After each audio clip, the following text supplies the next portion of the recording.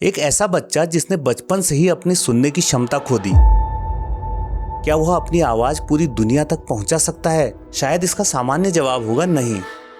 लेकिन एक कलाकार ऐसा था जिसने जवाब को बदल दिया। उन्होंने आवाज नहीं सुनी, लेकिन अपनी कला से पूरी दुनिया को महसूस करने में मजबूर कर दिया। उनकी पेंटिंग्स, मूर्तियां और रचनाएं सिर्फ कला नहीं थी, बल्कि एक खामोशी की आवाज थी।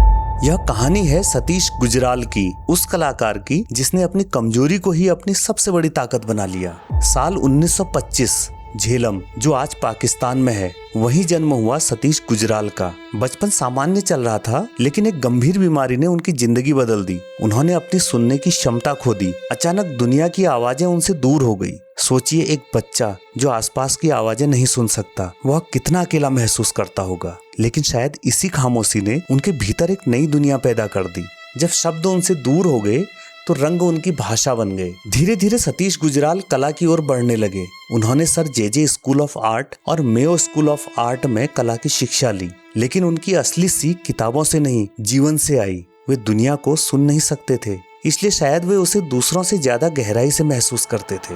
फिर आया 1947, भारत विभाजन, जिसने लाखों लोगों की जिंदगी बदल दी। सतीश गुजराल ने टूटते हुए घर देखे, बिछड़ते परिवार देखे और इंसानी दर्द को बहुत करीब से महसूस किया। यही अनुभव उनकी कला में उतर गया। उनकी पार्टीशन सीरीज सिर्फ पेंटिंग नहीं थी, वे इतिहास की चीख थी। उन चेहरों में दर्द था, भय था और एक ऐसी खामोशी थी जिसे महसूस तो किया जा सकता था, लेकिन शब्दों में बयान नहीं किया जा सकता था। उनकी कला सुंदर दिखने के लिए नहीं थी, वह सच्चाई दिखाने के लिए थी। और शायद यहीं ओरिजिनल आर्ट वर्क का महत्व शुरू होता है, क्योंकि किसी पेंटिंग की फोटोग्राफ देखकर हम उसका विषय समझ सकते हैं, लेकिन उसकी आत्मा को महसूस नहीं कर सकते। स्क्रीन पर दिखाई देने वाला रंग और कैनवस पर मौजूद रंग, दोनों में उतना ही अंतर है जितना किसी पहाड़ की तस्वीर और उसके सामने खड़े होने के अनुभव में। ओरिजिनल आर्ट वर्क के सामने खड़े होकर हम सिर्फ एक चित्र नहीं देखते, हम कलाकार के समय को देखते हैं। ब्रश स्ट्रोक की दिशा, रंगों की परतें, कैनवस की बनावट और वह ऊर्जा जो कलाकार ने अपने हाथों से उसमें छोड़ी है। और शायद इसी कारण ओरिजिनल आर्ट वर्क का महत्व कभी कम नहीं होता।